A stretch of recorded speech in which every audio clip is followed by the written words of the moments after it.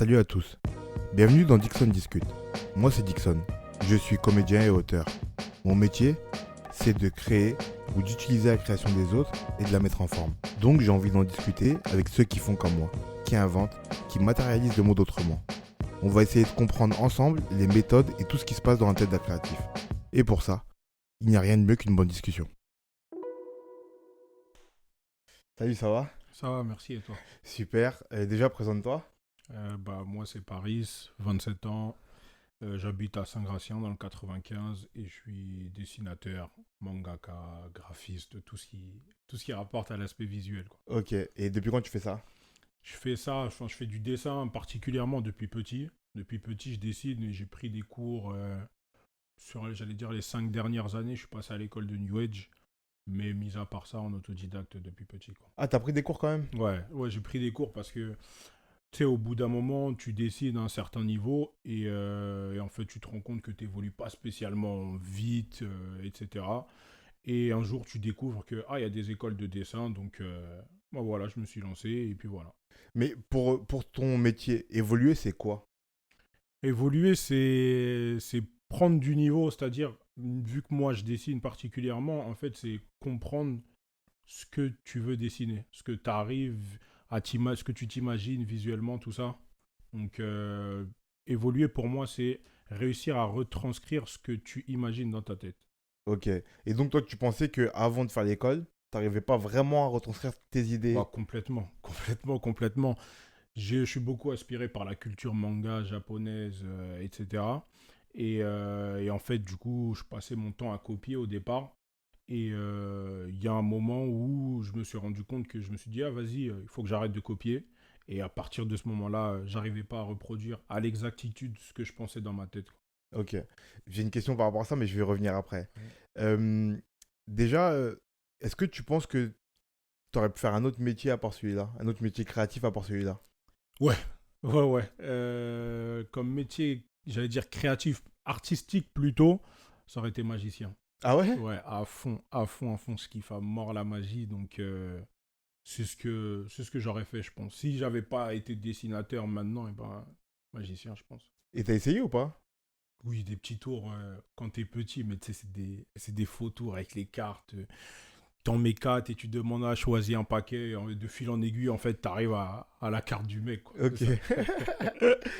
Et ta famille, elle prend comment la décision que pour toi de faire cette école, par exemple? Elle m'a soutenu. Elle m'a soutenu parce que j'avais réellement trouvé ce que je voulais faire. Ça veut dire que jusqu'au lycée, j'étais en mode complètement dicté par ce que l'école te dit, les conseillères d'orientation, etc. Et je suivais un peu beaucoup mes potes. Donc ça veut dire que je voulais me retrouver avec mes gars dans la classe, etc. Donc je suivais à droite à gauche. J'ai fait des études de comptabilité. Et après, arrivé à la fac, on est parti une année en géographie parce qu'on ne savait plus quoi faire du tout. On a fait une année en géographie et c'est à partir de là où on est parti en art plastique. Et de l'art plastique, on s'est rendu compte que ce n'était pas ce qu'on voulait faire à proprement parler parce que tu as beaucoup de peinture, de découpage, collage. Et nous, ce qu'on kiffait vraiment, c'était le dessin à proprement parler. Et donc, du coup, on a quitté et j'ai trouvé une école vraiment spécialisée dans l'animation 3D, le jeu vidéo, le dessin. Et je me suis dit, vas-y, let's go, je pars dessus, quoi. Ok. Et c'est quoi, tu m'as dit que depuis que t'es tout petit, tu fais du dessin. Ouais. C'est quoi ton plus lointain souvenir de dessin que t'aies fait? Le plus lointain que j'ai, hein, moi, après, ça doit être approximativement ça, mais c'est en CP, si je te dis pas de bêtises, quand on est en primaire, tu dois, tu dois dessiner les poésies. En fait, Illustré. voilà, illustrer, on te donne des poésies à illustrer. Et je pense que c'est là que j'ai développé ma passion pour le dessin. Je kiffais faire ça à la mort. Et donc, du coup, j'illustrais les poésies. Je sais même plus c'était laquelle la première. Mais en gros, fallait dessiner c'était une fille dans une forêt ou quelque chose comme ça. Et je l'ai fait. Je me souviens que le cahier il était divisé en deux. Tu avais à droite la partie écriture, à gauche la partie dessin, feuille blanche. Et je me souviens que la prof, elle avait kiffé tout simplement. Elle m'avait dit, ah, tu dessines trop bien, etc. Attends, j'étais petit, mais je m'en Ouais. souviens grave à la mort au Et c'est final. ça que t'as marqué. Ouais, c'est ça qui m'a marqué. Et à partir de là, j'ai toujours dessiné. J'ai toujours dessiné dans mon coin. Parce que, bah, tu sais, quand t'es petit, les parents qui viennent du bled, etc., ils ont... La filière artistique, c'est pas la première voie qu'ils voient pour leurs enfants, tu vois. Et donc, du coup, je dessinais seulement de côté. Et c'est en grandissant que je me suis dit, ah, je peux en faire un métier. Et c'est vraiment une fois que je me suis posé, voilà, devant ma mère, je lui ai dit, maman, je veux dessiner, je veux être dessinateur, mangaka. Et dès qu'elle a réellement vu que j'étais déterminé, c'est là, elle s'est dit, ah, bah, je te suis, mon fils, tu vois. Ok. Donc, parce que, ouais, quand tu viens en disant, ah, je veux être un artiste, au départ, c'est, ah, arrête ça, fais des études de médecine. Ouais. Bah, on C'est connaît ça, ouais, on c'est connaît ça. compliqué, tu vois. Après, c'est parce que quand eux, ils sont arrivés, on était dans une autre situation. Eux, ils avaient besoin de travailler, trouver un logement, nourrir les enfants, etc. Et nous, on a eu la chance de grandir ici, donc on peut faire ce qu'on veut. Et donc, voilà, c'est parti, quoi. Ouais, mais c'est vrai que c'est compliqué pour eux d'appréhender ce truc un peu abstrait d'être artiste, Bien qui veut sûr, tout et rien dire, bien qui est sûr. pas forcément bien payé, qui est... Enfin, Non, complètement, mais parce que, au fond, quand tu dis être artiste, bah, j'allais dire, hormis les chanteurs que tu vois à la télé, ou t'as pas réellement d'exemple, c'est surtout nous, je pars sur le petit côté communautaire, mais nous, Renault, on n'a pas d'exemple, hormis dans le cinéma, hormis dans la musique, on n'a pas d'exemple de plasticien, de peintre, de dessinateur, tu vois. Tout ça, on n'a pas réellement de quoi se référer, donc du coup, ça fait forcément peur à nos parents qui se disent, mais mon fils ou ma fille, elle se lance dans quoi en fait? Elle me hmm, dit, elle veut faire de la peinture, on sera pas les Henri Matisse, les Van Gogh, tout ça. Donc forcément, ils se disent, joue la sécure, trouve-toi un métier, trouve ton 35 heures, trouve ton logement, fonde ta famille. Et comme ça, au moins, tu assures ton avenir et tu te lances pas dans des folies ou dans des choses abstraites, comme tu dis, tu vois. hmm. Au final, c'est ça. Mais tu vois, c'est intéressant ce que tu dis, parce que c'est un point que j'ai pas encore assez précisé ici, mais ce podcast, il sert aussi à ça, à montrer des visages différents. Y a pas de, comment dire, j'ai pas de quota, tu vois, mais en tout cas, ça sert à montrer des visages différents et à montrer à tout le monde que tout à chacun, de quelque couleur il soit, de quelque milieu d'où il vienne, Mhm. et quel que soit son genre, on peut faire des trucs. Bien sûr. C'est pour ça que j'ai invité plein de gens noirs, de gens blancs, de gens arabes, de toute communauté en vrai, Mhm. de filles, de garçons, pour que quel que soit ce que tu as envie de faire, en vrai, il y a moyen de le faire. Et il y a des exemples qui sont pas hyper connus, mais qui sont comme toi, comme moi, comme tous ceux que j'ai invités ici, qui montrent qu'en vrai, il y a des possibilités de le faire. Bien sûr, et c'est pour ça que je trouve cette discussion et ton podcast hyper lourd, tu vois. Parce que, comme tu dis, en fait, ça permet de montrer aux jeunes que, ah ben, il n'y a pas qu'en faisant du foot que je peux réussir, ah, il n'y a pas qu'en faisant du rap, oh, il n'y a pas qu'en faisant du cinéma. T'as des graphistes, t'as des dessinateurs, t'as des tailleurs, t'as... En fait, tu te rends compte que ce qu'on te montre un peu partout, bah, c'est la minorité. Et il faudrait peut-être que les gens aient plus de visibilité sur ce qui au final est réel et accessible Mm. de la part de tous pour que les jeunes de quartier, issus d'un peu n'importe où, ils se disent, ah, ben moi je peux faire ça parce que lui, il était de mon quartier, je l'ai vu réussir dans ce domaine-là. Ah, cette personne-là, je la connais pas, elle sort de la cambrousse, mais sur le métier qu'elle fait, il est cool. Et je pense que c'est ce que tu fais là, c'est hyper intéressant de développer cet aspect-là de tout le monde peut y arriver. C'est peut-être juste que tu n'as pas les bons exemples ou on te montre peut-être que les Ouais. mêmes exemples et tout simplement. Donc, je trouve Ouais, ça lourd et je te remercie pour ça. merci à toi de venir. Mais ouais, c'est ça, c'est que en fait, quand tu creuses, comme tu as dit, au-delà des exemples qu'on nous montre à la télé, par exemple quelques grands acteurs noirs ou quelques grands acteurs, enfin, dans tous les, comme j'ai dit, dans tous les milieux socioculturels, quels qu'ils soient, ou les exemples sportifs, Bien sûr. euh, à croire que, à part dans ces métiers-là, dans les autres, enfin, dans les autres métiers, il n'y a pas des gens comme ça ailleurs. Alors qu'en vrai, c'est pas vrai. Quand Bien tu sûr. creuses un peu, moi qui suis auteur, qui suis comédien, en vrai, il y a des acteurs noirs, il y a des comédiens noirs, il Mhm. y a des auteurs noirs, il y a... Et c'est pour ça que c'est important de dire aux gens que ça existe. Même si vous ne les voyez pas, ça existe. Ouais, c'est ça. Même s'ils ne sont pas connus, c'est possible d'en vivre aussi. Et qu'en vrai, vous en verrez beaucoup plus qui vous ressemblent au final que vous pensez en fait. Ouais, grave. Après, c'est. Mais comme tu dis, il faut creuser. Faut creuser. Et tout le monde n'a pas spécialement le temps, la maturité. Tu sais, c'est tout un ensemble et c'est aussi éducatif, tu vois. Genre, c'est vraiment de l'éducation. Comme je dis, nous, on n'a pas, enfin, j'allais dire de mon point de vue personnel, j'ai pas été éduqué dans ce milieu artistique-là, alors que tu as peut-être des gens sur Paris. Genre, moi, la première fois que je suis allé au Louvre, c'était justement quand j'ai fait mon année de remise à niveau en art appliqué. Je crois que je devais avoir 22 ou je sais même plus quel âge. Et c'est la première fois que je suis allé au Louvre. Ben, mais c'est parce que à l'école, on m'a forcé à aller là-bas. Mais ce ne sont pas mes parents, mes cousins, mes oncles, mes tantes qui m'ont amené là-bas, tu vois. Et donc je pense qu'il faut aussi développer ce côté culturel et surtout chercher à avoir la curiosité. Ben parce que, comme on dit, les exemples qu'on nous montre sont pas forcément j'allais dire les bons, les plus accessibles et ouais, les plus accessibles tout simplement. Ok. Pour revenir un peu sur la créativité, la Bien sûr, création, ouais, c'est ça. euh, euh, comment on fait le choix, quand on est dessinateur, de devenir mangaka, qui est un type de dessin et une narration et tout un univers bien particulier, Mhm. plutôt que dessinateur de BD classique ou même illustrateur, tu vois, caricaturiste ou autre. Ça vient avec la culture. Ça vient avec la culture, les goûts, les couleurs. Surtout que je fais partie de la génération Club Dorothée. Je pense que tu devais suivre aussi Ouais, ouais. peut-être. Les Saint Seiya, Captain Tsubasa, Olivier Alors, Tom, tout ça. ça, c'est pour les initiés. Ouais, excuse-moi, oui. Non, mais en japonais, c'est pour les initiés. Donc, Mais Captain Tsubasa, c'est Olivier Olivier Tom. Tom, Senseiya, c'est les Chevaliers du les Chevaliers Zodiac. du Zodiaque, excuse-moi, jusqu'à j'en ai perdu, mais voilà, les Chevaliers du Zodiaque, Olivier Tom, l'école des champions, bah, après Dragon Ball Dragon Z, Ball ouais. Z et tout ce qui s'ensuit, Ken le Survivant, enfin, Goldorak, tout ça. Et donc, du coup, je me suis mangé ça, vraiment, je me le suis mangé étant petit et j'étais complètement fan de ça. Et au final, bah, de fil en aiguille, je suis allé dedans. C'est vraiment juste parce que, étant plus jeune, je me suis pris ça dans le visage, à fond, à fond, à fond. Et donc, du coup, voilà. Après, en grandissant, bah, t'apprends la franco-belge, les Cédric, les Titeuf, etc. Mais c'était pas ce qui, visuellement, moi, me marquait. Genre, Ok.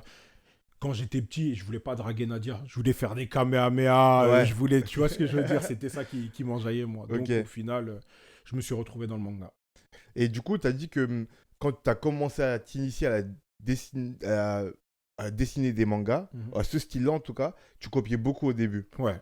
Je suis retombé il y a pas longtemps sur un cahier que j'avais parce que quand tu dessines, tu as des cahiers de dessin alors que tu dois faire des maths, etc. Tout ça dessus. Et j'avais des cahiers de dessin. Et en fait, quand tu prends mon cahier, tu vois directement ce que j'étais en train de lire sur le moment, ce que je regardais, etc. Donc il y a un moment où j'étais complètement inspiré des BZ. Tous mes persos, ils avaient des coupes avec les cheveux pointus. Un moment, c'était du Hunter x Hunter. À un moment, c'était du Naruto. Et voilà, en fait, mes inspirations, elles se ressentaient complètement dans mon dessin. Et même actuellement, parce que je suis encore en train de travailler mon propre style, d'essayer de le développer comme je peux, et ben tu sens mes inspirations. Et l'objectif, c'est de se démarquer au maximum de tout ça. Alors, je vais te poser une question simple et bête et peut-être un peu trop bête, mais comment on fait pour se démarquer Comment on quand on est fait? aussi marqué? Parce que je sais que, je vais préciser un peu, mais je crois savoir, moi je suis pas extrêmement fan de manga. J'aime bien ça, mais je suis Bien pas un sûr. grand fan, tu Mhm. vois. Mais je sais que pour ceux qui sont très fans de manga, ça marque au fer rouge de la culture mangaka. Non, bien sûr. Et du coup, on est très très vite presque dépassé par la culture qu'on se crée. Et du coup, on a ses propres références liées à cette culture-là. Mhm. Enfin, on référence tout par rapport à cette culture Ouais. et on voit tout par rapport à ça. Du coup, comment on fait quand on veut faire partie de cette culture-là sans la copier, mais qu'on en est tellement imprégné que c'est... Ben pour ça, faut garder les yeux ouverts sur le monde quand même. Faut... J'ai, j'ai grandi, j'allais dire, dans cette culture-là, mais j'ai mes origines, je suis congolais, je suis français parce que je suis né ici. Donc, en fait, faut s'accaparer de vraiment du monde qui t'entoure, de tout ce que tu peux prendre le maximum. Et indirectement, en fait, ça va te détacher de tout ça. Ça veut dire que moi, quand je dessine, j'ai un style manga. Mais il y en a plein qui me disent ah, mais t'as un style aussi comics. Entre guillemets, je suis entre le manga et le comics. Et ben, alors que moi, dans ma tête, je suis complètement dans le. Ah, je suis dans le manga à fond. Mais récemment, on m'a dit ah, mais tes personnages, ils font hyper comics, etc.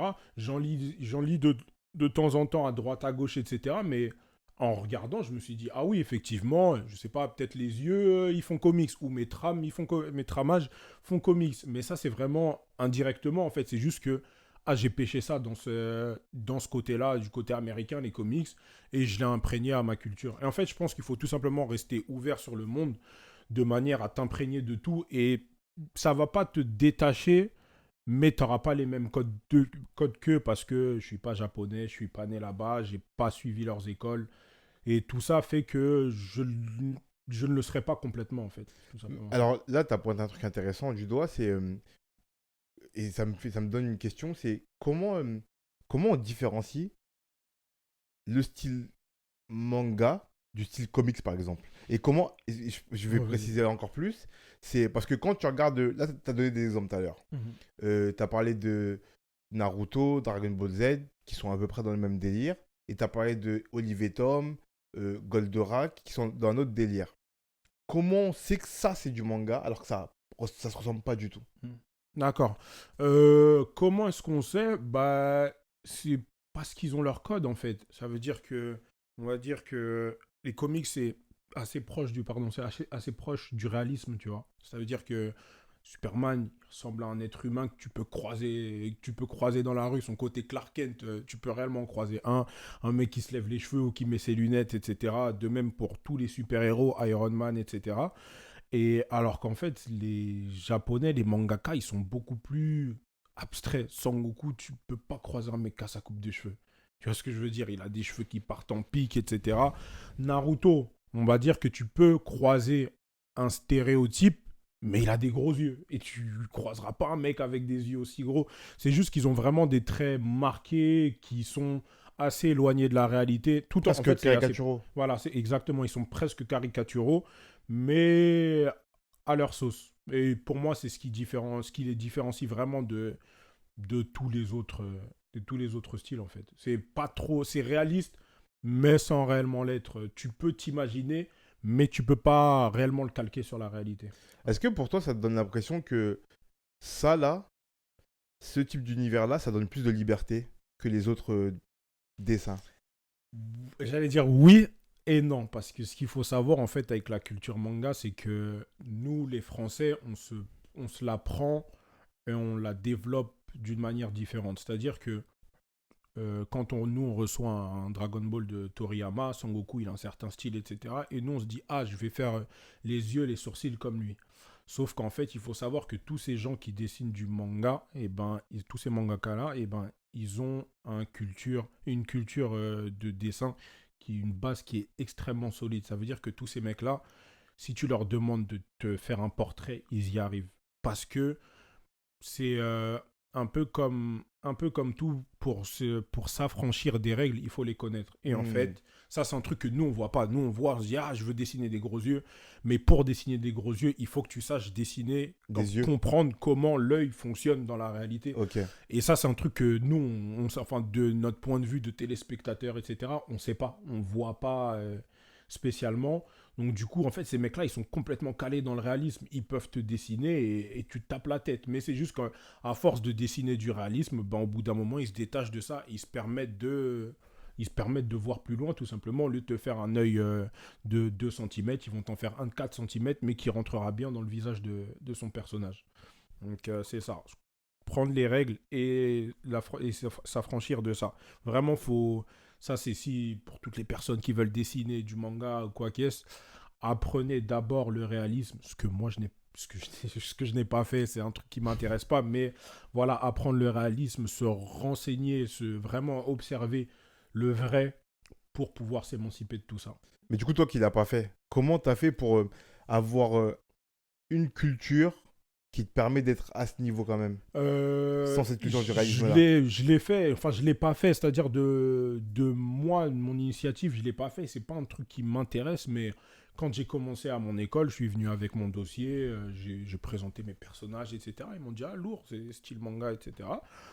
Et en fait, j'étais venu avec plusieurs dessins sur plusieurs années et ils ont vu que mon style, il avait pas tant évolué que ça quand je leur ai dit que je dessinais depuis longtemps. Tu vois. Et la première chose que le prof il m'a dit c'est cool ce que tu fais, mais si tu veux évoluer, arrête de dessiner du manga. Pendant un an, ne dessine pas de manga. Fais que du réalisme, fais des décors que tu vois, dessine des gens dans les transports. Ça, c'est vraiment du dessin d'observation, on appelle ça. C'est ce que tout dessinateur doit faire en premier lieu. Et en fait, il m'a dit ça. Et donc, du coup, pendant 1 an, je continue à dessiner du manga, mais vraiment, je me suis focus sur le dessin d'observation. Et je me suis rendu compte qu'en fait, bah, je comprenais beaucoup mieux l'anatomie, je comprenais beaucoup mieux la perspective. Et tous ces points-là ont permis de faire monter mon niveau au niveau que j'ai actuellement. Même si, franchement, vu que j'ai fait ça que pendant 1 an, et ben, j'ai encore une marge de progression qui est énorme. Mhm. Mais voilà, c'était vraiment le point de départ de moi, j'allais dire de mon cheminement, ou je sais pas comment dire, Ouais, mais mais je c'était vois. vraiment un point de départ. Apprends à dessiner le réalisme pour améliorer ton niveau en dessin Ouais. manga. Je comprends parce que tu vois, moi en écriture, j'ai vécu un peu le même truc. Ouais. C'est que moi je suis un autodidacte aussi, tu vois. Ok. Et moi, j'aime pas les lectures classiques. Ouais. Voltaire, Marivaux, Hugo. T'es un renégat euh, quand tu dis ça auprès des gens. Ah, moi, j'aime pas ça. Ouais, Non. mais ça me parle pas. Ça me parle pas. Ok. Tu vois, pas un peu Hugo. Bref, c'est pour appuyer pour dire autre chose que je veux dire ça, tu vois. Mais ça me parlait pas à la base, Ouais. tu vois. Et puis, comme je suis un curieux, parfois j'entendais des références beaucoup trop souvent et je me disais, ah, même pour la culture, il faut que tu lises. Mhm. Il faut que tu t'y intéresses. Et en fait, déjà, ça m'a permis de comprendre que les auteurs, ils avaient pas. Leur œuvre n'était pas une seule et même entité. Et que Mhm. du coup, ils pouvaient écrire d'autres choses. Tu vois, par exemple, moi, je n'étais pas très guide de Maupassant. D'accord. Mais j'ai découvert que c'était un novelliste, un mec qui écrit des nouvelles. Mhm. Génialissime, en fait. Ah ouais. Tu vois, génialissime. Et ça, j'y pensais pas. Tu vois, à côté de ça, moi, j'aimais bien la verve de Voltaire dans ce qui était de la retranscription de ses discours ou de ce qui est de sa pensée, tu vois. Mhm. Mais par contre, c'est imbuvable à lire. Ah ouais. Tu vois, Oui, ça je m'a vois, permis de découvrir des trucs comme ça, tu bien vois. sûr.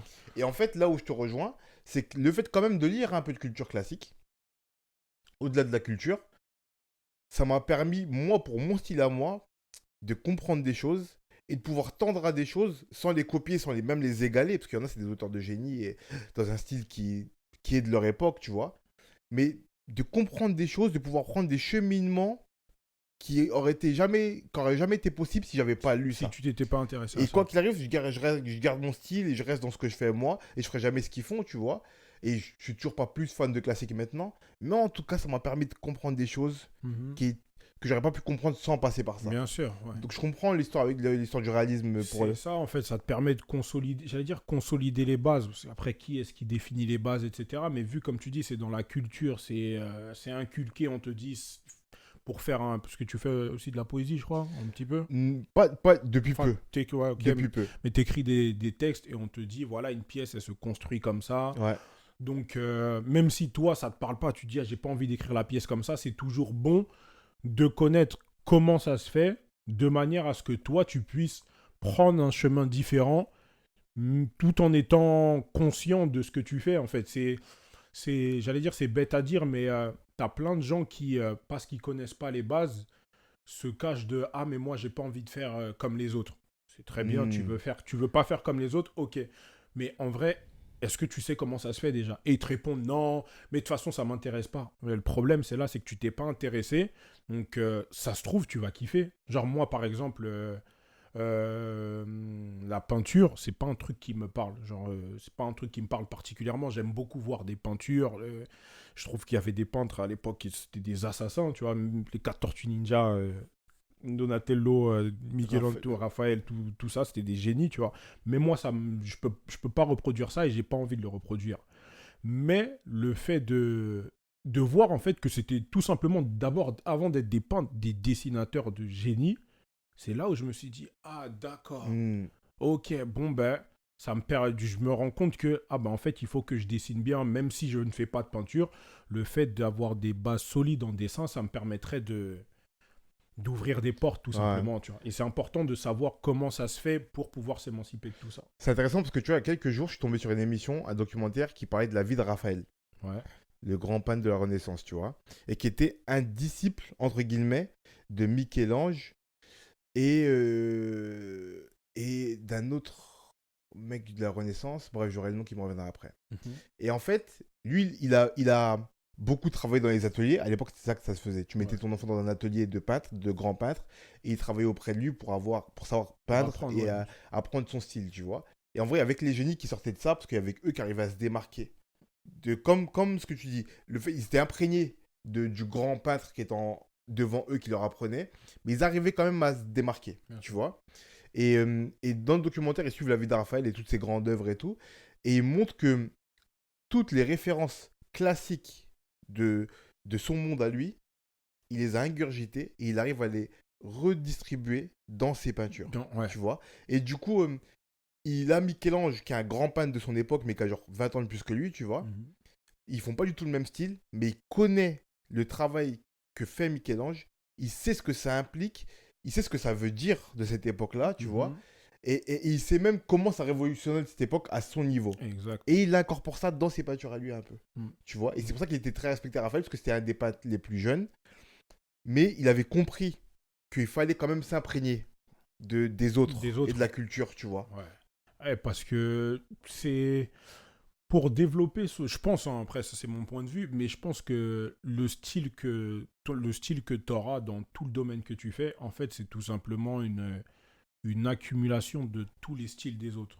Donc c'est tout ce que tu as pris chez l'un, la partie que tu as pris chez l'autre, un tel, un tel, un tel. En fait, c'est le mélange de tout ça, plus ta propre sensibilité, qui développe ton propre style. Donc c'est pour ça que c'est important d'avoir des références, c'est important de regarder ce qui se fait à côté, c'est important de voir que, ah, lui, son tracé, il est comme ça, lui, il est beaucoup plus fin, lui, il est beaucoup plus épais, lui, et en fait, tout ça, ça va te permettre d'après toi-même peaufiner ton propre style. Et je pense vraiment que dans l'art, particulièrement, c'est le plus important, c'est j'allais dire, cultivez-vous, prenez un maximum d'informations pour vous ouvrir un maximum de portes. Et plus, je pense, plus t'ingurgites d'informations, de styles d'autres personnes, et plus tu développeras le tien plus vite.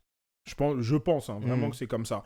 On ne demande pas de copier, le plagiat, etc., mais vraiment les ingurgiter, prendre ce que t'aimes chez l'un, chez l'autre, et tout ce micmac-là fera que toi, ton dessin, ta peinture, ta sculpture, elle ressortira de cette manière. Tu auras des gens qui te diront « Ah, mais ça me fait penser aux sculptures en 360 de Michel-Ange, mais ça sera peut-être juste le pied qui sera comme ça. Ah, mais ton mollet, il me fait penser à ça. » Et en fait, tout ça fera que « Ah, ben ça sera ton style à toi. Et une personne, quand elle assemblera euh, tous les styles d'une certaine manière, enfin à sa manière à elle, et qu'elle reproduira sa sculpture, sa peinture, etc., et ben elle te retrouvera peut-être toi dedans parce que toi tu fais ça d'une certaine manière différente des autres. Et on va dire que toi tu fais tout le temps c'est par exemple tu as un mangaka qui s'appelle Boichi. Boichi, il fait Sunken Rock et Dr Stone.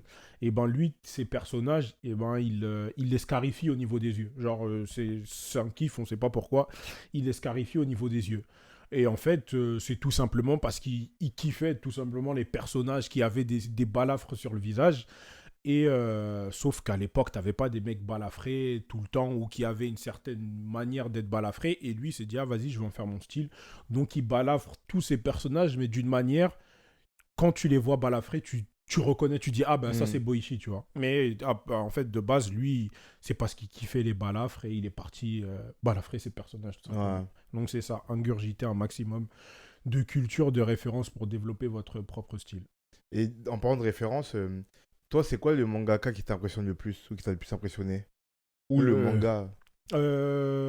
Alors après, il y a plein de choses. Là, celui qui me matrix, c'est l'Attaque des Titans. Je sais pas si tu regardes. Ou Non, je regarde pas, mais je sais qu'en ce moment là, je crois que la nouvelle saison est Ouais, sortie. la Du coup, tout le dernière monde saison qui est sur le qui-vive. sortie, on est en pagaille dessus. Ouais, ouais. Donc c'est vraiment, et ben par exemple, lui, encore un avis personnel, j'aime pas du tout son style de dessin. Ça veut dire que quand je prends le papier, que je regarde, ça me rebute. Et je trouve qu'il a un style qui est rebutant. Mais son histoire, elle est incroyable. Elle est incroyablement bien faite, ficelée, tout ce que tu veux. T'adaptes ça en série. mais ça pète tous les scores. Alors que c'est un manga lu par des gens de 12 à 18 ans, enfin plus, mais voilà, c'est ça la tranche d'âge. Et le scénario est complètement incroyable, tu vois. Et par exemple, en termes de scénario, c'est lui, en termes de dessin, Boichi, celui que je te disais plus tôt, il a un style réaliste, mais c'est un assassin, un tueur, donc je kiffe son dessin. Et t'en as plein.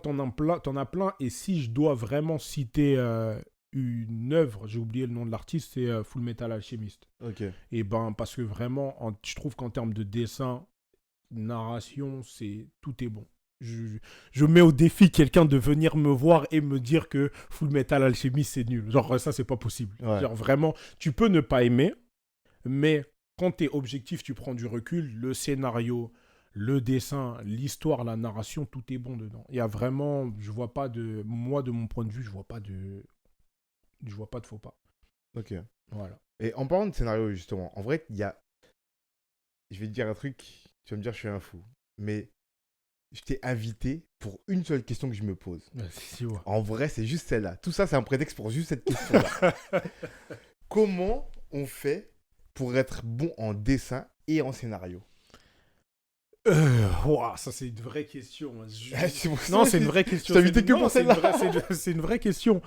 Après, c'est comme tout. Qu'est-ce qu'être bon en scénario? Je pense que, mon point de vue, un bon scénario, c'est un scénario qui tient la route et qui n'a pas d'incohérence. Donc, c'est-à-dire, pour citer, j'allais dire un exemple, One Piece, en termes de scénario, c'est incroyable. Parce que je vais me faire des détracteurs, mais j'aime pas One Piece. Genre, c'est pas ma cam, j'aime pas. Je dois faire partie Là, il y a un pote à moi. des 0,5% des gens qui n'aiment pas One Piece. Là, il y a un pote à moi, au fait, il va te détester. J'aime pas One Piece, mais en termes de scénario, ça tient la route parce que il n'y a pas d'incohérence. Ça veut dire que tu prends un personnage, tu prends un point, tout est justifiable, mais de manière cohérente. Donc, et je pense que c'est une des forces de Oda, c'est qu'il a commencé par compléter son scénario et dans sa tête, le mec est carré. Il sait à tel moment qu'est-ce qu'il doit faire, qu'est-ce qu'il doit mettre, pourquoi il le met, etc. Ce qui fait que quand tu vois un personnage apparaître, tu te dis, ah, mais lui, en vrai, qu'est-ce qu'il fait là?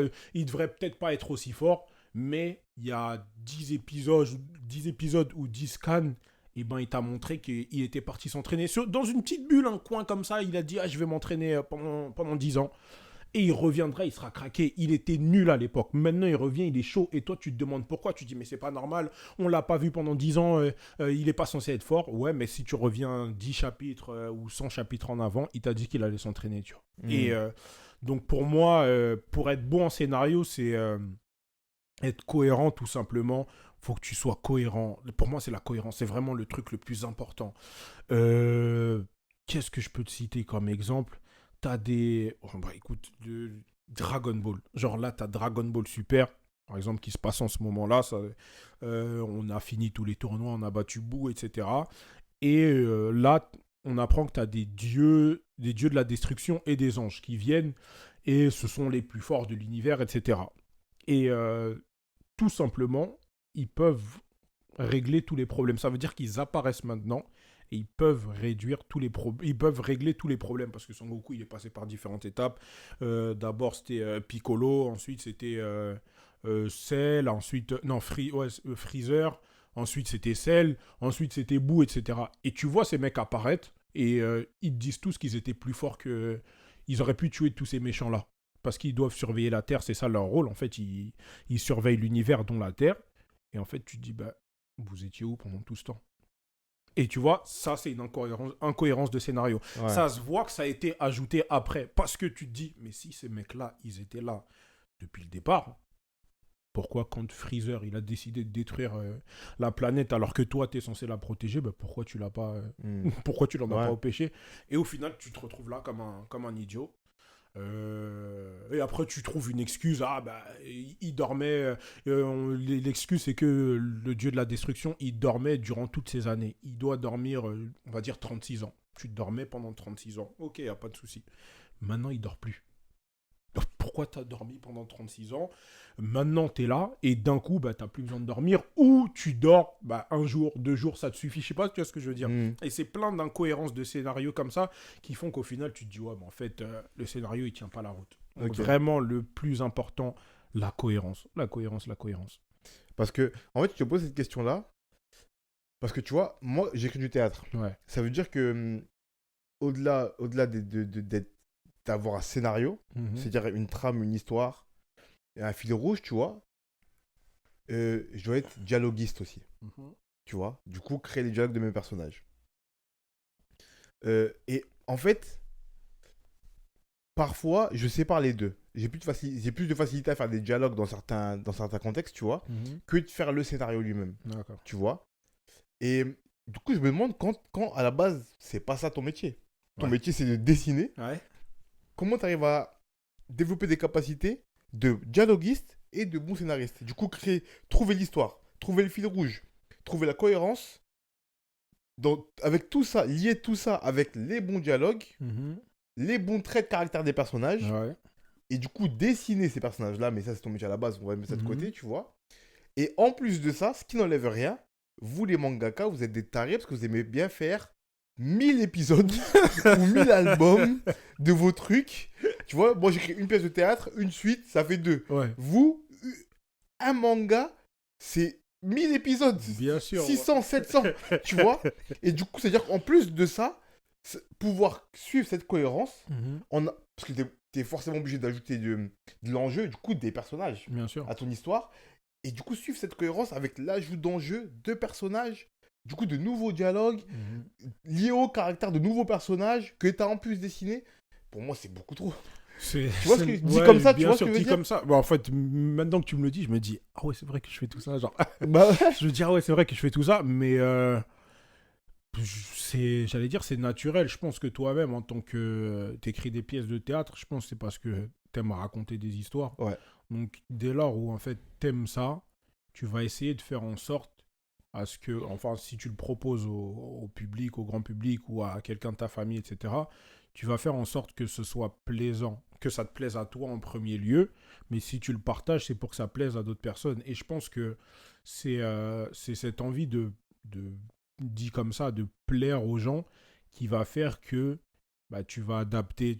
Peut-être que toi, t'aimes les insultes, quelqu'un n'aime pas, quelqu'un aime les insultes subtiles, excuse-moi, et tu vas te dire, ah ben en fait, c'est vrai que les insultes, je suis pas obligé de balancer une insulte directement dans ta face comme ça, je peux le faire beaucoup plus subtilement. Et donc, tu vas le glisser comme ça, et en fait, ça va te plaire et à toi, et à la personne à qui tu auras partagé, ben, parce que vous vous retrouvez dedans. Je pense que c'est vraiment l'envie de raconter l'histoire qui fait que ben, finalement, tu réfléchis à tout ça indirectement. Genre, moi, j'ai réfléchi mon scénario en amont, mes personnages, je sais plus ou moins comment ils sont, etc. Mais en fait, c'est l'ensemble de l'histoire qui m'a amené à faire les persos comme ils sont, tu vois. Enfin, je pense que ça doit être la même chose pour toi en théâtre, Bah, en à fait, finaliser, tu vois. en théâtre ou en scénario pour le cinéma ou les séries, tu vois, il y a un truc qui est conseillé, mais aussi pour les romans. Tu vois, aussi pour les romans. C'est de faire des mini-biographies de tes personnages. Mhm. Tu vois? Genre, je sais pas, j'ai Paris dans mon histoire.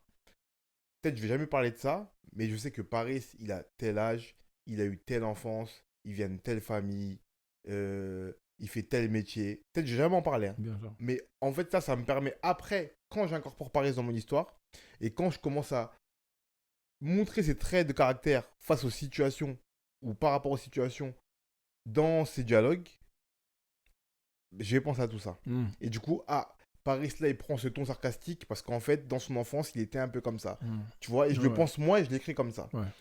C'est ça, c'est comme ça qu'on fait, nous, tu vois. Est-ce que vous faites ça, vous aussi? Est-ce que tu crées des biographies de personnages?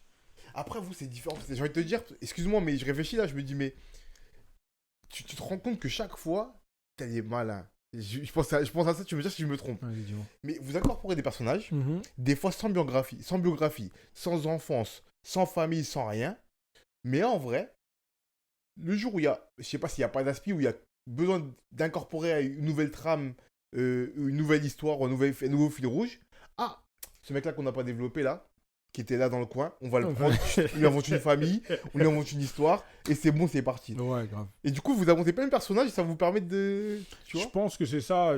Après, ça, c'est un truc que j'ai appris il n'y a pas longtemps, mais que les mangaka japonais font. C'est-à-dire que nous, j'allais dire en France, on a cette culture de développement de personnages dans le sens où, comme tu dis, on écrit sa biographie, son enfance, etc. Et j'ai appris récemment que, il me semble que, par exemple, pour Toriyama, pour ses 17 ou ses 18, je crois, eh ben, il n'avait pas réfléchi à ça. On lui a tout simplement dit créer des personnages et il a créé des persos, mais sans background réellement. Fallait qu'il ponde des personnages et il a pondu des personnages comme ça. Et apparemment, c'est récurrent chez les mangaka japonais. Vraiment, ça, c'est de ce que j'entends à droite à gauche, faudra vérifier. Mais que souvent, ils incorporent des personnages avec des faux backgrounds. Comme tu dis, on te met un personnage à droite à gauche, etc. Mais c'est un truc qui font régulièrement. Et comme tu dis, ça permet tout simplement d'ouvrir des portes et de te dire, là, je suis bloqué, je sais pas comment avancer dans mon histoire. C'est vrai que lui, je l'avais pas développé. Ben vas-y, tiens, je vous le mets. Et Ouais. je pense que ce sont des portes de sortie, tout simplement, hein. Je pense que ce sont des portes de sortie. Après, moi, dans mon cas, je suis comme toi. J'écris la biographie d'un personnage, même si peut-être qu'il va apparaître 2 secondes, etc. Mais je sais que dans son enfance, il aura fait ça. Ou du moins, il aura vécu une situation qui fait que il aura ce comportement-là. Il sera nerveux parce que quand il était petit, c'était une victime. Voilà. Aussi simple que ça. J'aurais peut-être pas poussé le concept, il a eu une enfance difficile parce que sa mère l'a battu, mais un truc simple, voilà, et c'était une victime à l'école, donc en grandissant, il cherche à se venger, donc c'est un nerveux, tu vois. Donc moi, personnellement, je suis dans le même Toi, t'as cas que besoin de toi. ça quand même. Moi, j'ai besoin de ça, oui, pour que... Je pense que les meilleurs personnages dans tout, vraiment dans tout univers cinématographique, film, série, tout ça, bah, sont les personnages les plus développés qui sont les plus attachants parce qu'ils ont un background, ils ont une histoire, forcément elle va parler à quelqu'un. Peut-être pas toi, peut-être que moi je me suis jamais fait taper dans l'enfance, mais le fait de voir qu'un petit dans cette série-là a subi ça, et ben ça va me toucher. Justement, moi je l'ai pas vécu, mais à travers lui, je le vis à travers lui. Et donc pour moi, les personnages les mieux développés, je pense, sont ceux qui ont le plus de background. Et ça t'est jamais, toi, arrivé, du coup, de mettre un personnage, et peut-être pas forcément pour te sortir d'une situation, mais juste tu as regardé tes scans tes cases, et tu t'es dit, ah, je l'avais pas développé, peut-être qu'il y aurait un truc à faire. Et de Si, si. développer après. Si. Après, c'est plus d'ordre esthétique. C'est vraiment, on va dire que je kiffe un personnage que j'ai dessiné il y a un certain temps. Et, mais elle est lourd, j'ai envie de le mettre dans mon histoire. Vas-y, va falloir trouver comment l'incorporer. Hmm. Et à partir de là, je pense à un background, mais de base, non, lui, je le veux juste pour le style, tu vois. Genre visuellement, il donne trop bien, je Hmm. veux le mettre. Bah, il faut que je réfléchisse à un truc. Mais si, je pense que ça, je pense que ça doit arriver à tout le monde. Honnêtement, objectivement, à part si t'es Oda et que t'as pensé vraiment à tout depuis le départ, je pense que tout le monde incorpore quelque chose comme ça au compte-goutte. Et ça fait partie aussi j'allais dire, de l'être humain. On évolue quand tu écris un scénario au départ et que c'est un truc qui te prend du temps à construire, faire, bah, tu évolues sur une certaine pensée. Et donc, du coup, tu te dis, ce serait bien de rajouter ça à ce moment-là. Ce serait bien d'avoir cette interaction avec un type de personnage précis que tu n'avais pas pensé au départ parce que au moment où tu l'as écrit, bah, mentalement, tu n'y étais pas, tout simplement. Hmm. Et vu que tu évolues, les scénarios peuvent évoluer. Et l'objectif, c'est si jamais tu fais évoluer ton scénario, fais-le évoluer d'une manière à ce que ne se remarque pas. Ok, et que Donc, ça reste voilà. cohérent. Ça reste cohérent, tout simplement. Voilà. Mais tu vois, c'est comme. Je pense vraiment que toi aussi, dans le théâtre, ça doit être pareil. Hein.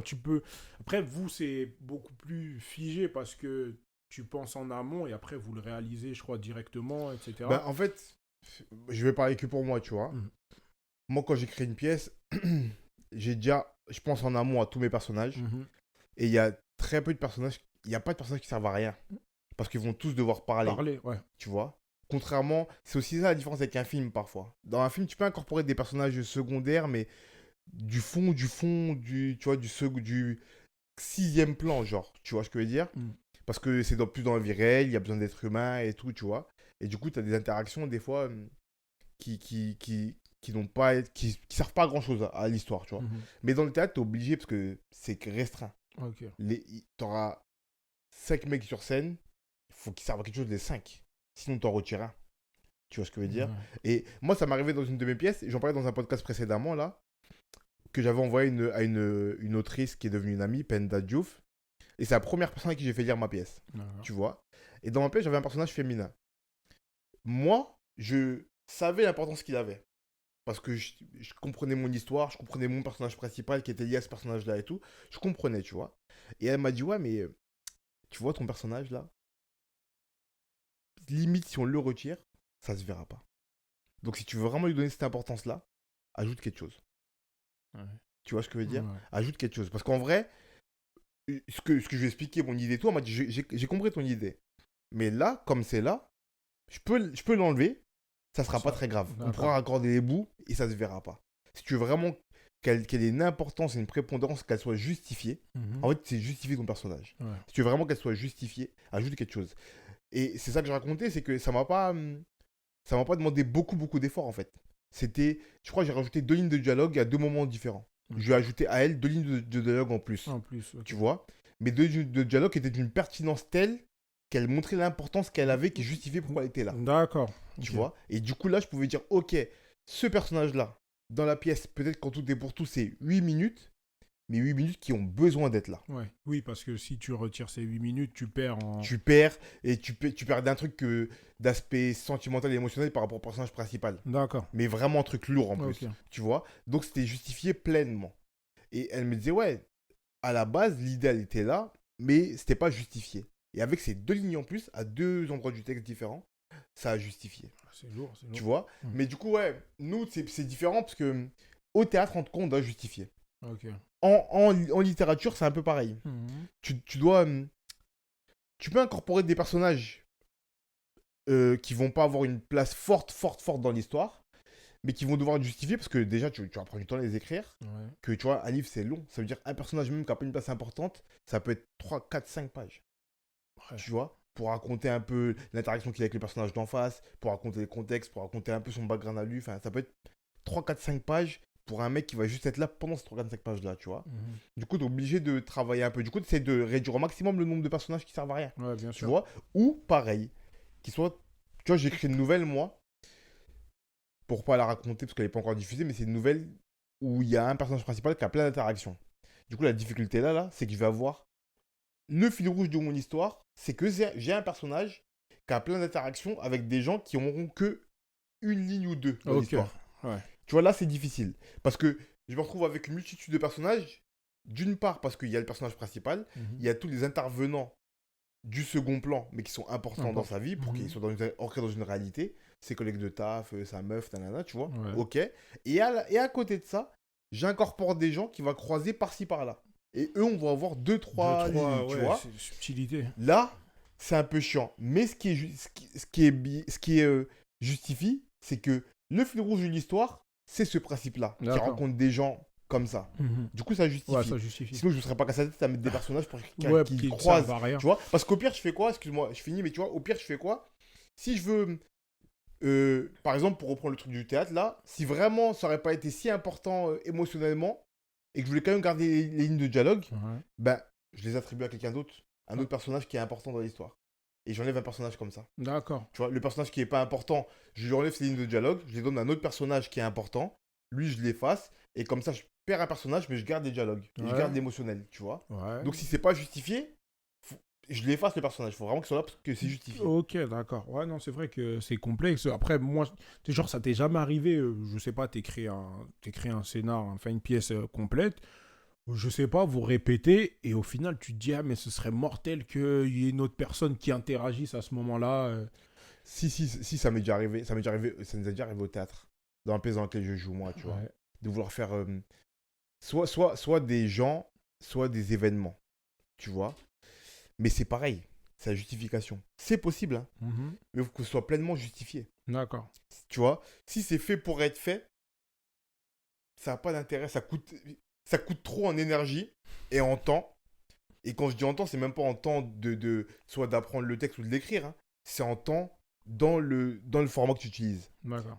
Ce sera équivalent de une case ou deux dans tes Ouais. trucs, tu vois. Est-ce que vraiment j'ai envie de perdre une case ou deux à mettre des bulles d'un mec qui sert pas à grand chose? Ouais, oui, je Tu vois comprends. Ouais, l'idée? bien sûr, je Je peux le comprends. faire. Je peux prendre une case ou deux pour un seul mec à un moment qui va être que là. Mhm. Si vraiment c'est justifié. Mais si en vrai, je réfléchis bien, je prends du recul, je me dis, ouais, si ça sert pas à grand chose, est-ce que vraiment je vais perdre ces deux Ouais, cases-là? je Tu vois ce comprends que ce je que veux tu dire? veux dire au final. Ouais, si ça sert à rien, Ça sert à rien. autant ne pas perdre de temps et passer à autre chose. Bah, Ouais, autant. bien sûr. Tu Ah, vois? ouais, après, dans le dessin, j'allais dire, je pense que c'est un peu différent. Comme tu dis, c'est pas vraiment le fait de perdre une ou deux cases. Si t'as un kiff et que je peux me permettre de l'incorporer, vas-y, let's go, tu vois. Parce que, comme tu dis, au final, c'est pas une perte de temps, mais c'est un plaisir personnel qui, au final, parce que comme tu dis, toi, si tu incorpores un événement ou un personnage, bah, tu rajoutes une personne, tu rajoutes un décor qui bouge. Enfin, au final, tu modifies Hmm. plein de tout l'aspect qui est autour pour du bonus. C'est Ouais. vrai que c'est compliqué, hein. En plus, tu vois, il y a un auteur de théâtre euh, euh, des pays de l'Est, pour pas dire de bêtises, parce que je suis pas sûr qu'il soit russe, mais des pays de l'Est du 19e siècle, si je dis pas de bêtises, qui s'appelle Tchekhov, et qui a théorisé ça, qui s'appelle le fusil de Tchekhov. Et en gros, il avait une théorie selon laquelle, quand dans une scène au théâtre, dans le décor, il y a un fusil, il faut que ce fusil serve, sinon il n'y a rien à faire là. Ouais, c'est pas mal. Tu vois le Ouais, ouais. truc? Donc, par exemple, il y a un verre là dans le décor. S'il va servir à un moment donné, il peut rester là. Sinon, je l'enlève. Il sert à Il rien. sert à rien. Tu vois? Et Mhm. c'est un peu ce principe-là que moi, je m'arrange dans mes. Ah, ok, d'accord. Tu vois, et tu vois, j'ai cette déformation-là que maintenant, dès que je regarde un film ou j'écoute une pièce, je cherche le fusil de Chekhov. Ok. Je me dis, dès que je vois un mec apparaître ou un truc, je me dis, est-ce que ça va servir plus tard ou pas? Et je vois s'ils servent de ce Si, principe-là ou ouais, pas, tu vois? bien sûr. Ouais, non, c'est vrai. J'allais dire, je connaissais pas, mais je trouve ça hyper intéressant que. Je trouve ça hyper intéressant et c'est lourd parce que comme tu dis, si c'est là et que ça sert pas, ben, autant que ça soit pas Ouais. là. Mais Et en plus, tu vois, lui, il a harangué ça aux objets, même pas aux personnages. Alors mhm. imagine aux Au personnages. personnage, c'est Tu exactement vois la ce que je même veux dire? chose, bien C'est sûr. exactement la même chose. Ouais, ouais. Non, si oui, si c'est parce que j'allais dire les personnages dans le décor et tout, mais si c'est par exemple, si ça sert pas à poser un décor, qu'il y a une personne qui passe alors qu'elle a aucun intérêt, autant qu'elle passe. Non, c'est vrai, Ouais, bien sûr, autant qu'elle voilà. passe pas. Non, en fait, c'est logique dit comme ça, tu vois, mais Ouais, quand t'es dedans, tu t'y penses pas spécialement, mais je vais incorporer ça à mes dessins, je crois. ouais. Mais je t'enverrai si tu veux un lien Ah, ouais, c'est pour que tu lourd. vois un peu ce que c'est. Non, c'est lourd, merci. Et comment toi tu gères l'autocritique? Du coup, ta propre autocritique. Euh, Pense à tes dessins. L'autocritique, genre vraiment moi-même ou la Ouais. critique des Non, toi, gens. la tienne. Est-ce que, est-ce euh, que, est-ce que quand on est mangaka, on est plus exigeant avec soi? Est-ce que, enfin, tu vois, parce que j'ai ouï dire, il y a pas longtemps, que Toriyama, celui qui a créé Dragon Ball, mhm. en fait, c'était un peu un feignant. Et qu'il a fait ça par hasard. Je sais pas si tu es au courant de cette histoire-là. Essaye de développer vite Mais en, fait. en gros, je crois que quand il a créé Dragon Ball, il était au chômage. Oui, si, c'est un truc Et comme que, ça. et que il a répondu. C'était un mec un peu nonchalant qui dessinait dans son coin. Il avait pas de taf. Il a répondu à, je crois, un concours, un truc comme ça. C'est ça, Il et a après. dessiné. Les mecs du concours ont kiffé le dessin. Ils lui ont dit fais-en d'autres. À la base, ils comptaient Il même pas en comptait faire pas d'autres. faire de suite. Et bon, voilà, tu vois. Ouais, Donc, je pense qu'il a une exigence, mais qu'à la base, elle était pas très haute, elle qu'il était s'en pas très foutait un haute. peu, tu vois. Après, tout dépend de. Vraiment, je pense que tout dépend de ce que tu veux faire aussi. Est-ce que tu veux raconter des histoires? Est-ce que tu veux juste dessiner? Est-ce que tu veux Hmm. juste garder ça pour toi? Est-ce que tu veux le mettre au public? Et je pense tout simplement que pour l'histoire de Toriyama, si je dis pas de bêtises, c'est que il dessinait, mais il voulait pas avoir la vie qu'il a menée. En fait, c'est un mec qui dessinait. Il voulait proposer ça. Tu sais, c'est comme un mec qui, par exemple, un acteur qui veut être acteur, mais qui veut être troisième, quatrième rôle ou dans le décor Hmm, ou un truc hmm. comme ça. Et au final, quelqu'un le repère et dit ah mais c'est et Ouais, t'as un toi truc. faut que tu sois le personnage principal. C'est ce qui est arrivé d'ailleurs à la Reine des Neiges, si je dis pas de bêtises, celle qui a la voix de l'héroïne de base, elle devait avoir le rôle de la sœur ou d'une autre fille. Au final, elle a chanté, et les gens ils se sont tapés la tête, ils ont dit non, c'est mort, faut que ce soit toi La reine des- l'héroïne, tu vois. Ouais, De base, bah, elle n'était pas là pour ça. Elle s'était dit ah moi second rôle, ça me ça va. me va, je suis tranquille. Au final, on te met en lumière. let's go. Genre, au final, tu vois, si on y va, let's go. Et je pense que pour Toriyama, c'est la même chose qui s'est passé. Et pour moi, je suis, personnellement, je suis assez critique. J'étais hyper critique avec mon travail. Dans notre équipe, le 9901, on est hyper dur avec nous-mêmes et avec les membres de notre collectif, tu vois. Et en fait, au fil des années, on essaye justement, on garde cette exigence, mais on s'est rendu compte que à être trop exigeant, au final, tu fais rien. Tu fais rien du tout. Ça veut dire que là, j'ai commencé mon manga novembre, quelque chose comme ça, là. Et ben, mais ça fait longtemps que j'y pense. Ça fait longtemps que j'y pense, mais je trouve encore que mon dessin n'est pas au niveau de ce à quoi j'aspire, en fait. Et mes gars, ils m'ont dit, hey, écoute, il y a des mecs sur Internet parce que maintenant avec Internet, tu peux vraiment comparer, etc., qui dessinent moins bien que toi, qui ont peut-être un scénario moins bien que le tien, mais les mecs, ils ont des gens qui les suivent. Ils ont des gens qui, tous les vendredis, se pointent pour voir le nouveau chapitre. T'as des gens qui se déplacent pour acheter, que ce soit des posts. Et en fait, ils m'ont dit ça, ils m'ont dit, donc toi, à ton niveau, fais-le. Même si toi, t'es pas satisfait autant que tu le voudrais, t'as un niveau plus que potable pour faire ce que tu veux faire. Donc, de toute façon, tu vas t'améliorer, tu vas évoluer. Et tu sais, en fait, cette quête de la perfection, là, c'est bien et c'est mauvais en même temps. Parce que ça te retarde sur des choses. Ça te retarde sur tout, en fait. Parce que tu te dis, t'es peut-être content sur le moment. Et après, tu dis non, finalement, c'est pas mortel. Ou t'es pas satisfait. Tu dis, je repousse. Et au final, en fait, tu fais rien. Et tu fais rien. Et si je m'étais écouté moi, ben, je serais pas en train de sortir mon manga Game On actuellement. Parce que, comme je te dis, je trouve que j'ai pas le niveau nécessaire. Mais c'est parce que je me compare à des assassins ou des mecs qui sont hyper forts. Mais quand tu te calmes un peu, tu prends du recul, tu regardes ce qui se fait, et on revient encore au fait de ce qu'on te montre et de ce qu'on te montre pas. Ce qu'on te montre, c'est vraiment le haut du panier. Mais regarde, à part au début, enfin, à part le haut du panier, t'as plein de pommes au milieu qui ne sont pas pourries, mais qui sont bonnes, et que t'as des gens qui les consomment quand même. J'aurais peut-être pas. Peut-être que moi, je me dirais, hey, je veux la vie de Toriyama, que dans le monde entier, on lise mon manga en pagaille, etc. Et peut-être être millionnaire. Mais de un, c'est difficile à atteindre. Et de deux, bah, peut-être qu'au final, juste avoir 1000 personnes qui achètent mon bouquin, et ben ça sera suffisant pour me faire vivre. Et au final, j'ai pas besoin de plus, tu vois. Mais moi, à me dire, mais je veux un truc de fou, bah, au final, je fais rien parce que je me cantonne à moi, je veux le haut du panier et rien d'autre. Comme je dis, c'est bien et c'est mauvais, tout simplement, tu vois. Il y a l'auteur de Bleach, là, Tite Kubo. Tu regardes son premier tome et tu regardes le dernier et t'as un monde. Et en fait, si il avait été trop exigeant en se disant je veux le niveau de mon dernier tome, il n'aurait jamais sorti le premier. Tu vois.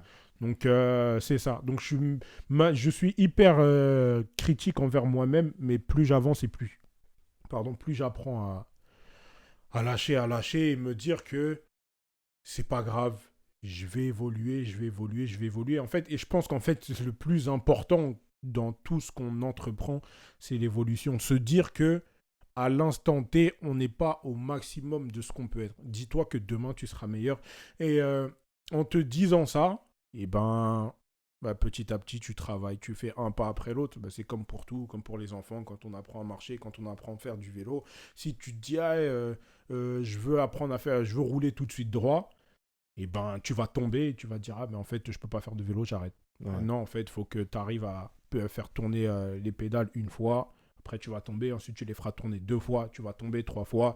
Et après, tu pédaleras jusqu'à ce que tu tomberas plus, jusqu'à ce que tu poses le pied au sol. Ouais. Voilà. Avancer pas à pas, ça aide à ça, je pense que ça aide réellement. Et c'est maintenant que je le dis là. En fait, c'est hyper important parce que je pense qu'on est plein. Après, je sais pas si toi, tu étais ambitieux, comment ça se passe, mais je pense que tu as plein de personnes qui se brident à cause de ça, justement, à force de penser qu'ils ne sont pas assez bons. Donc du coup, au final, ils évoluent pas. Ils se disent, ouais, vas-y, je suis pas fort, je suis pas bon à ça, j'arrête, je passe à autre chose, je fais pas. Et à contrario, t'as des gens, Internet, que ça a libéré. Des mecs qui n'ont vraiment, pour le coup, pas le niveau. On va dire que t'as des gens qui n'ont, du coup, pas de base. Par exemple, pour parler en dessin, des gens qui n'ont vraiment pas de base, mais vraiment... c'est-à-dire qu'ils n'arrivent pas peut-être à faire un personnage proportionné ou visuellement ça donne pas bien, mais qui, vu que justement il y a d'autres personnes qu'ils estiment ne pas avoir les bases, etc., ils se disent, ah ben vas-y, si lui il peut le faire, bah, je le fais aussi. Mais au final, bah, tu devrais peut-être attends un peu, va consolider tes bases. Et ensuite, tu reviendras pour donner un truc de cohérent, tu vois. Donc, je pense que c'est un juste milieu à trouver entre les deux, tu vois. Ben, et pour toi-même. Pour aller dans ton sens, c'est... tu vois, moi, bien sûr que j'avance pas à pas et je mets parfois l'autocritique de côté, sinon je serais pas là. Je fais pas de radio là-bas, je suis pas intervieweur, je suis pas caméraman, je suis pas monteur, enfin, tu vois. Ouais. Mais je me suis dit, bon, fais. Et tu verras ce qu'il a amélioré, tu t'évolueras dessus, mais en tout cas, fais. Sinon, il se passera rien. Pareil pour le théâtre. Moi, là-bas, j'ai pas fait d'études de théâtre, j'ai pas fait de conservatoire. J'étais pas spécialement un bon auteur. Ouais. Je me suis dit, j'ai envie d'écrire du théâtre, j'ai fait, et on verra. Tu vois. Et après, j'ai amélioré, j'ai travaillé, tu vois. Donc, je suis d'accord avec toi, et il faut faire. Et la critique, ça sert juste à pouvoir... Comme tu dis, le pas à pas, la critique, elle sert que chaque nouveau pas est plus assuré et meilleur que le précédent. Exactement. C'est ça en vrai. Et il faut garder ça en tête, je pense. C'est ça, complètement, t'as raison. C'est bien dit. Chaque pas soit plus consolidé que celui d'avant. Ouais. J'ai oublié, excuse-moi, mais c'est complètement ce que tu as dit. Je pense que c'est ça, c'est vraiment... plus assuré. Être plus assuré, c'est ça. Et c'est hyper important. Donc... être autocritique, mais pas extrêmement dur avec soi. Après, ça dépend aussi de sa personnalité. Ça aussi, c'est quelque chose que... Et c'est pour ça, avoir beaucoup d'exemples, c'est bien, mais en avoir trop aussi, c'est compliqué.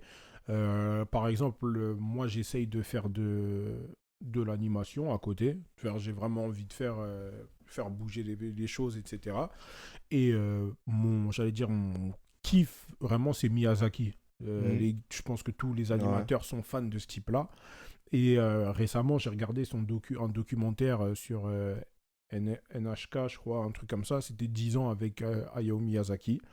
Et qui retrace un peu comment est-ce qu'il fait son film, comment est-ce qu'il a pensé à Ponyo, tout ça. Et en fait, tu te rends compte que le mec, il est hyper exigeant avec lui-même. Mais à un niveau, il est exigeant avec tous ceux qui sont autour de lui. En fait, il a un niveau d'exigence, c'est abusé. Mais tout le monde ne peut pas être comme lui. En fait, il est exigeant à son niveau à lui. Il est capable d'assumer, de penser, de prendre tout ce que lui, réellement, le niveau qu'il va atteindre, il peut l'avoir. Donc, il y en a peut-être qui vont se dire mais il est trop exigeant, d'autres qui vont dire ouais mais pas assez, mais en fait il est à sa juste valeur. Et c'est comme j'allais dire par rapport au documentaire The Last Dance, je crois, par rapport à Jordan, il y en a beaucoup qui disaient que vas-y Jordan c'est un ouf, mais c'est un fou, c'est un instrument, ce que tu veux, mais c'est parce que lui, il avait besoin de ça pour être au niveau qu'il a été, tu vois. Et tout le monde, il faut se rendre compte que tout le monde n'est pas capable de supporter ça. Il y en a plein qui se disent, ouais, mais moi, je veux la vie de Cristiano Ronaldo, je veux la vie de Messi, je veux la vie de Jordan. Passe 24 heures à leur place, mon pote. Juste 24 heures. Suis-les. Si vraiment une personne, si je pouvais aller avec Cristiano Ronaldo faire un jour d'entraînement avec lui, mais je crois que la légende dit qu'il fait 100 abdos par jour ou un truc comme ça. Je crois que c'est 1000 et quelques. Il fait un truc fou. Mais je l'assume pas. Tu vois ce que je veux dire? Et je l'assumerai pas. Donc c'est bien de vouloir la vie des gens ou être exigeant à certains niveaux, mais tout le monde n'est pas capable. Donc faut être réaliste et être exigeant. Et puis aussi, surtout pour revenir sur ce que tu disais au début, cette exigence-là, chez eux, elle ne les tétanise pas. Voilà. Tu vois, c'est-à-dire qu'il... Miyazaki, il est hyper exigeant, mais il a sorti quand même plein de films. Bien sûr. Parce que du coup, comme tu dis, il a été déterminé dans cette exigence-là et il a tout fait pour la mettre en place pour quand même sortir le film. Et il s'est pas servi de ça comme excuse. Je suis tellement exigeant que j'ai pas les moyens pour faire ce que je veux, je le fais pas. Voilà, c'est ça. C'est ça parce que c'est vrai que ça aussi, ça arrive à plein de personnes de dire ouais, mais au final, t'as vu ce que je voulais, c'était trop. Bah, tu voulais trop, fallait faire en sorte de trop faire pour arriver à ce que tu voulais faire, ou sinon, ne te plains pas. Ouais. Genre, je pense, c'est ça. Voilà. Et est-ce que tu as une œuvre dont tu es la plus fière? Une œuvre perso à laquelle je suis la plus fière. Il y a des dessins que je kiffe. Je pense que l'œuvre dont je suis la plus fière, j'allais dire mon gosse, genre, ça, mes enfants, etc. Non, au-delà de ça, c'est le manga que je suis en train de faire actuellement, parce que comme je dis, je l'ai pensé, ça fait des années que je suis dessus. Et le fait de le faire concrètement, ça me fait plaisir. Je suis pas au niveau que je voudrais en termes de dessin, mais juste déjà le fait de l'avoir posté, d'avoir eu des retours positifs comme négatifs, que les gens en fait réagissent à mon travail, ça. Comment il s'appelle? Ça me fait plaisir. Game On. Okay. Disponible sur Webtoon. De toute façon, on mettra le lien dans la bio. Merci, pour que les gens aillent voir. Dans la description pour que les gens aillent voir. Et voilà, je pense que actuellement c'est ça dont je suis le plus fier, entre guillemets.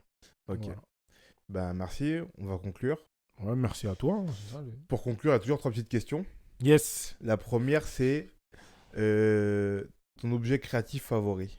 Mon objet créatif. Tu sais qu'en plus, je suis désolé, je me suis dit, je me suis posé et tout, je me suis dit, si jamais il me pose la question, je suis prêt. Et au final, je suis complètement débordé. Genre, qu'est-ce que. Genre vraiment, tu sais, c'est n'importe quoi. Mon objet créatif favori, c'est ça? Ouais. Je te dirais la plume G-Pen. En gros, c'est la plume que les mangaka ils utilisent. C'est parce que c'est mortel. En fait, l'ancrage qu'il y a dedans, je surkiffe à la mort. Ok. Voilà, la plume G-Pen. Ok. Et la deuxième, c'est une œuvre inspirante pour toi. Une œuvre inspirante pour moi.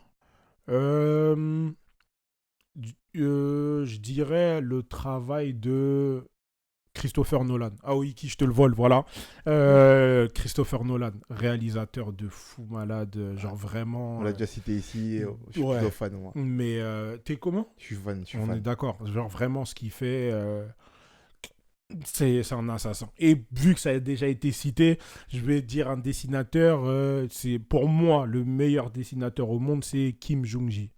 Un mec qui en fait, il dessine tout de tête. Parce qu'il a tellement ingurgité de savoir.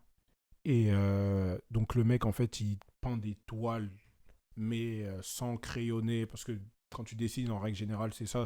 Tu pars d'abord un crayonné, tu fais un croquis, etc. Et en fait, le mec, il vient directement, il peint. Il fait ça en noir et blanc à la plume. Mais il fait ça et je me tape la tête. À chaque fois que je vois une de ses vidéos, c'est comme si c'était la première fois. Ok. Voilà. Comment il s'appelle? Kim Jong-gi. Ok, on ira voir ça. Presque comme... Ouais. Voilà, c'est okay. Comme Lord Voldemort. Voilà. Ouais, je vois. Et la dernière question, c'est un conseil pour quelqu'un qui veut se mettre à créer. Un conseil pour quelqu'un qui veut se mettre à créer... L'observation. Je pense que c'est l'observation et l'imagination, ça va de pair. Mais l'observation, pour moi, c'est le plus important parce que, et en plus, j'ai vu ça il n'y a pas longtemps, dans Jujutsu Kaisen, si je dis pas de bêtises, t'as 2 personnages qui se tapent et t'en as un qui dit à l'autre, t'as pas assez développé ton œil. Ça veut dire que son corps, il réagit parce que sa vision du monde, elle n'est pas assez développée. Et je pense que c'est ce qu'il faut développer en premier lieu, c'est vraiment observer tout, prendre un maximum d'informations et ta sensibilité, elle passera à travers tout ce que tu as accumulé. Donc l'observation, vraiment en premier lieu, ou avoir les yeux ouverts sur le monde. Je pense pour être un bon artiste, il faut avoir les yeux ouverts sur le monde et pas te renfermer dans un truc fermé, ancré, etc. Tu plairas à ces gens de niche, forcément, parce qu'il y aura des gens qui s'identifieront à toi, mais avoir le regard sur le monde, c'est le plus important. Du coup, observer le monde. Ouvrir les yeux. Ouvrir les yeux, c'est ça.